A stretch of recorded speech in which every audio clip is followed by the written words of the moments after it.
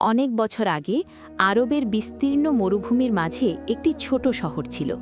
চারদিকে শুধু বালুর পাহাড়, দূরে দূরে খেজুর গাছ আর মাঝে মাঝে কিছু কূপ যেখানে পথিকরা পানি পান করত। সেই শহরের নাম ছিল দাম্মাত। নুরান শহরের মানুষ ছিল খুব সাধারণ। কেউ ছিল ব্যবসায়ী, কেউ রাখাল, কেউ আবার ছোটখাটো দোকান চালিয়ে জীবিকা নির্বাহ করত। শহরের মাঝখানে একটি পুরনো মসজিদ ছিল। মসজিদের দেয়াল কাঁচা ইটের আর ছাদ ছিল খেজুর গাছের ডাল দিয়ে তৈরি। সেই শহরেই বাস করত এক যুবক, তার নাম হামিদ। বয়স ২৭ বছর, মাঝারি গড়নের শরীর, মুখে ছোট দাড়ি আর চোখে ছিল শান্তির ছাপ। হামিদ ছোটবেলা থেকেই খুব পরিশ্রমী ছিল। তার বাবা ছিলেন একজন সাধারণ ব্যবসায়ী, কিন্তু কয়েক বছর আগে তার বাবা মারা যান। তখন থেকে পরিবারের দায়িত্ব এসে পড়ে হামিদের উপর। তার ঘরে ছিল তার মা আর ছোট বোন। হামিদ প্রতিদিন ভোরে উঠে নামাজ পড়ে বাজারে যেত। সেখানে সে খেজুর, মধু আর কাপড় বিক্রি করত। শহরের মানুষ তাকে খুব বিশ্বাস করত, কারণ হামিদ কখনো মিথ্যা বলতো না। কেউ যদি বেশি টাকা দিয়ে ফেলত, সে সঙ্গে সঙ্গে ফিরিয়ে দিত। একদিন বাজারে এক বৃদ্ধ লোক তার দোকানে এলো। বৃদ্ধ বলল, হে যুবক, তোমার কাছে কি ভালো খেজুর আছে? হামিদ হাসি মুখে বলল, জি আছে, এগুলো আজ সকালে মরুভূমির বাগান থেকে আনা হয়েছে। বৃদ্ধ কিছু খেজুর কিনল, কিন্তু ভুল করে সে বেশি টাকা দিয়ে ফেলল।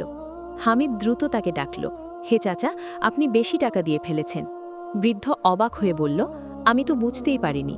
হামিদ বলল, আল্লাহ সব দেখেন, আমি অন্যায় টাকা নিতে পারি না।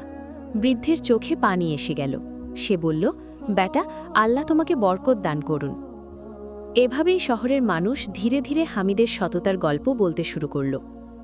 কিছুদিন পর রমজান মাস শুরু হলো। রমজান এলেই শহরের পরিবেশ বদলে যেত। দিনের বেলায় বাজার একটু শান্ত থাকত, কিন্তু সন্ধ্যা হলে পুরো শহর জীবন্ত হয়ে উঠত। মসজিদে মানুষ ভিড় করত, খেজুর আর পানির ইফতার করা হতো, তারপর সবাই একসাথে নামাজ পড়ত। হামিদও প্রতিদিন রোজা রাখত। সে শুধু রোজা রাখত না, বরং চেষ্টা করত বেশি বেশি ইবাদত করতে। কিন্তু তার মনে একটা কষ্ট ছিল। সে ভাবত, আমি কি সত্যিই আল্লাহর কাছে ভালো মানুষ, নাকি শুধু মানুষ আমাকে ভালোভাবে? এই চিন্তা প্রায়ই তাকে ভাবিয়ে তুলত। রমজানের দিনগুলো দ্রুত চলে যাচ্ছিল। একদিন মসজিদের ইমাম খুতবা দিচ্ছিলেন। ইমাম বললেন, হে মানুষ, রমজানের শেষ দশক সবচেয়ে গুরুত্বপূর্ণ সময়। এই সময়ের মধ্যে এমন একটি রাত আছে যা হাজার মাসের চেয়েও উত্তম। সবাই বুঝতে পারল তিনি লাইলাতুল কদরের কথা বলছেন। ইমাম আরও বললেন, যে ব্যক্তি এই রাত খুঁজে পাবে এবং আল্লাহর কাছে ক্ষমা চাইবে, তার সমস্ত গুনাহ ক্ষমা হয়ে যেতে পারে। এই কথা শুনে হামিদের হৃদয় কেঁপে উঠল। সে মনে মনে বলল, এই শেষ দশকে আমি আল্লাহর কাছে আরও বেশি ইবাদত করব। সেই রাতেই হামিদ সিদ্ধান্ত নিল, সে শুধু নিজের জন্য ইবাদত করবে না, বরং গরিব মানুষদের সাহায্যও করবে। পরের দিন বাজারে গিয়ে সে কিছু খেজুর আর রুটি কিনল। তারপর শহরের গরিব মানুষের ঘরে ঘরে গিয়ে খাবার দিয়ে আসতে লাগল। এক বৃদ্ধা দরজা খুলে অবাক হয়ে বললেন, কে তুমি? হামিদ বলল, আমি শুধু একজন মুসলিম ভাই। বৃদ্ধা কাঁদতে কাঁদতে বললেন, আল্লাহ তোমাকে সুখী করুন। হামিদ কিছু না বলে চুপচাপ চলে গেল। সে চাইতো তার দান যেন কেউ না জানে। রমজানের ২০তম রাত, মসজিদে মানুষ ইবাদাত করছে। হামিদও সেখানে বসে কোরআন তিলাওয়াত করছিল। হঠাৎ সে লক্ষ্য করল, মসজিদের কোণে এক বৃদ্ধ বসে আছেন। বৃদ্ধের কাপড় খুব পুরনো, মুখে ক্লান্তির ছাপ। তিনি যেন খুব কষ্টে আছেন। হামিদ ধীরে ধীরে তার কাছে গেল।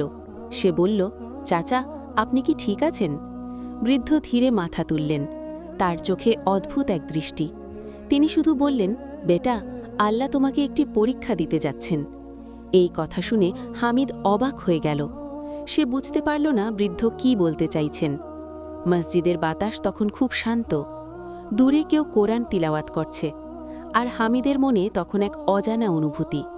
সে বুঝতে পারছিল, রমজানের শেষ দশক তার জীবনে বড় কিছু পরিবর্তন আনতে যাচ্ছে। মসজিদের ভেতরে তখন গভীর রাতের নীরবতা নেমে এসেছে। চারিদিকে কোরআন তেলাওয়াতের মৃদু শব্দ ভেসে আসছে।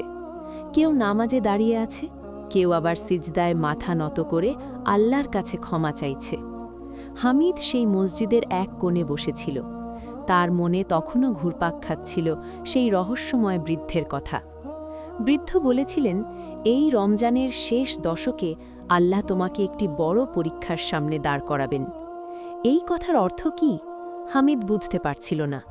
সে ভাবল, হয়তো বৃদ্ধ শুধু আমাকে নসিহত করতে চেয়েছেন, কিন্তু তার হৃদয়ের ভেতরে যেন একটা অজানা অনুভূতি কাজ করছিল। সে আবার কোরআন তেলাওয়াত শুরু করল। রাত ধীরে ধীরে শেষ হয়ে এলো। ফজরের আজান ভেসে উঠল মরুভূমির নীরব আকাশে। পরদিন সকালে হামিদ তার দোকানে গেল। বাজার আগের মতোই ব্যস্ত। উটের ঘণ্টার শব্দ, ব্যবসায়ীদের ডাক, মানুষের ভিড়, সব মিলিয়ে বাজার ছিল প্রাণবন্ত। হামিদ তার দোকানে বসে খেজুর সাজাচ্ছিল। ঠিক তখনই এক ধনী ব্যবসায়ী তার দোকানে এলো। লোকটির নাম ছিল সালিম। সালিম ছিল শহরের অন্যতম ধনী ব্যবসায়ী, কিন্তু মানুষ তাকে খুব একটা পছন্দ করত না, কারণ সে প্রায়ই মানুষকে ঠকাত। সালিম হামিদের দিকে তাকিয়ে বলল, হামিদ, শুনেছি তুমি খুব সৎ মানুষ। হামিদ শান্তভাবে বলল, আমি শুধু চেষ্টা করি অন্যায় না করতে। সালিম মুচকি হাসল, তারপর বলল, আমার কাছে একটি বড় প্রস্তাব আছে। হামিদ অবাক হয়ে জিজ্ঞেস করল, কি প্রস্তাব? সালিম একটু কাছে এসে নিচু স্বরে বলল, আমি মরুভূমির একটি বড় খেজুর বাগান কিনেছি, কিন্তু সেখানে কিছু খেজুর আছে যেগুলো একটু খারাপ মানের। আমি চাই তুমি এগুলো তোমার দোকানে বিক্রি করো। হামিদ বলল, খারাপ মানে? সালিম বলল, বাইরে থেকে ভালো দেখায়, কিন্তু ভেতরে তেমন ভালো না, মানুষ বুঝবে না। হামিদের মুখ গম্ভীর হয়ে গেল। সে বলল, তাহলে তো মানুষকে ঠকানো হবে। সালিম কাঁধ ঝাঁকাল, ব্যবসায় একটু চালাকি থাকতেই পারে। তারপর সে একটি ছোট থলি বের করল। থলির ভেতর ছিল অনেক স্বর্ণমুদ্রা। সে বলল, এই কাজ করলে এগুলো তোমার। হামিদ স্বর্ণমুদ্রার দিকে তাকাল। এত টাকা সে জীবনে কখনো একসাথে দেখেনি। এই টাকা দিয়ে সে তার মায়ের জন্য ভালো ঘর বানাতে পারত, তার বোনের বিয়ের ব্যবস্থাও করতে পারত। কিন্তু তার বাবার কথা মনে পড়ল। হালাল রুজি অল্প হলেও তাতে বরকত থাকে। হামিদ গভীর শ্বাস নিল, তারপর শান্তভাবে বলল, আমি দুঃখিত, আমি মানুষকে ঠকাতে পারব না। সালিমের মুখ সঙ্গে সঙ্গে বদলে গেল। সে রাগে বলল, তুমি কি জানো তুমি কত বড় সুযোগ হারালে? হামিদ বলল, হয়তো, কিন্তু আমি আল্লাহকে হারাতে চাই না। সালিম রাগে থলি নিয়ে চলে গেল। সেই দিন সন্ধ্যায় হামিদ মসজিদে গেল। মাগরিবের আজান হল। সবাই একসাথে ইফতার করল।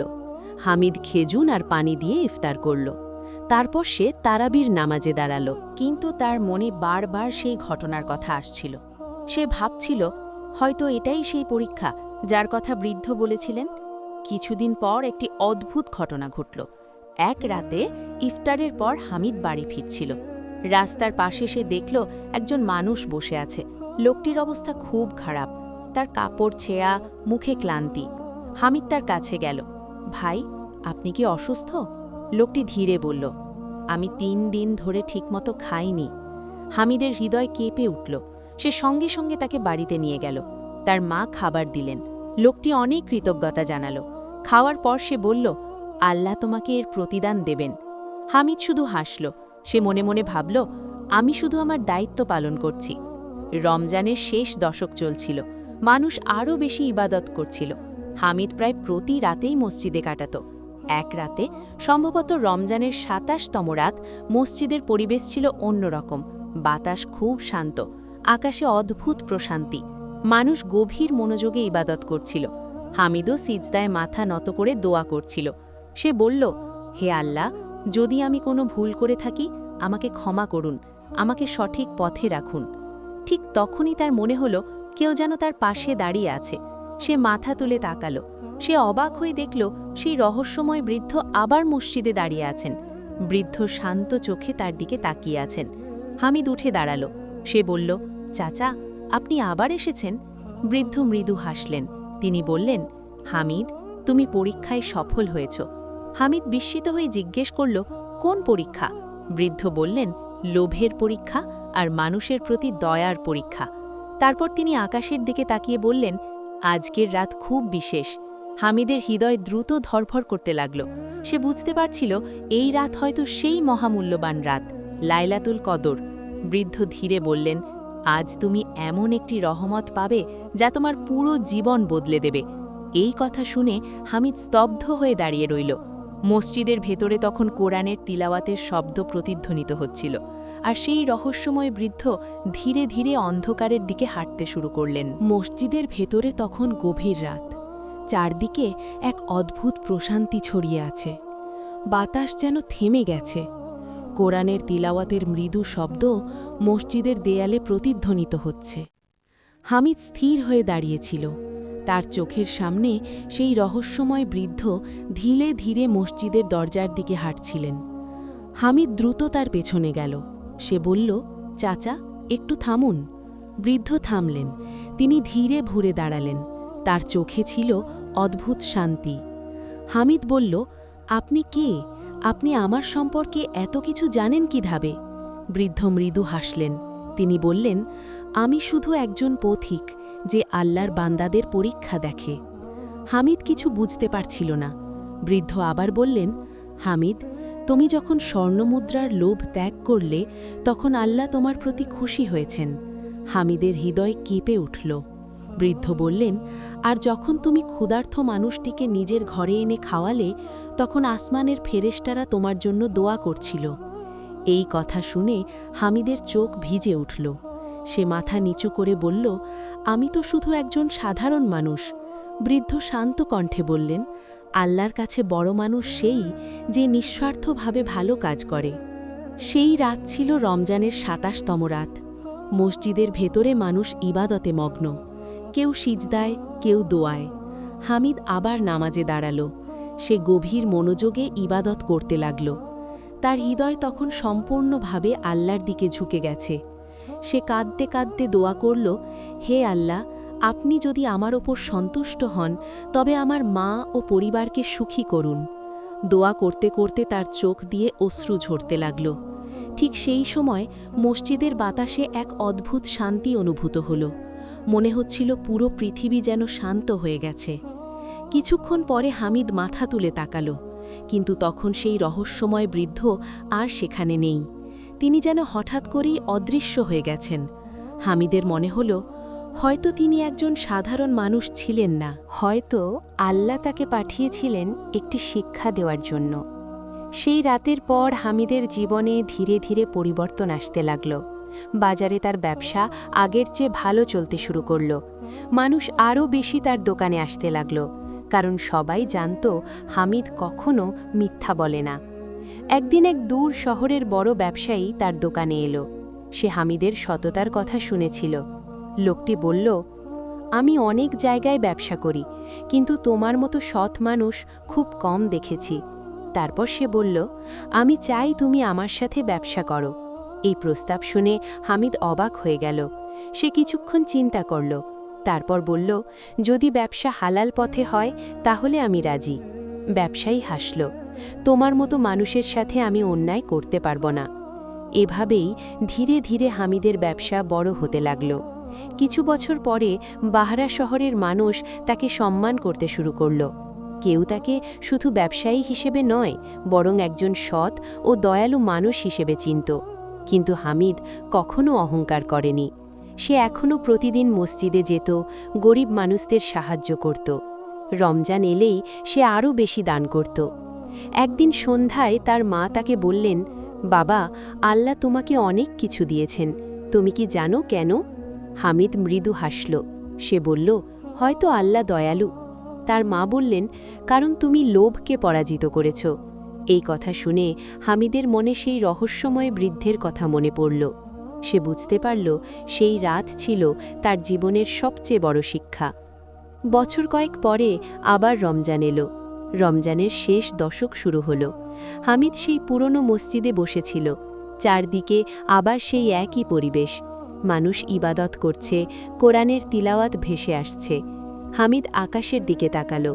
তার মনে এক অদ্ভুত শান্তি।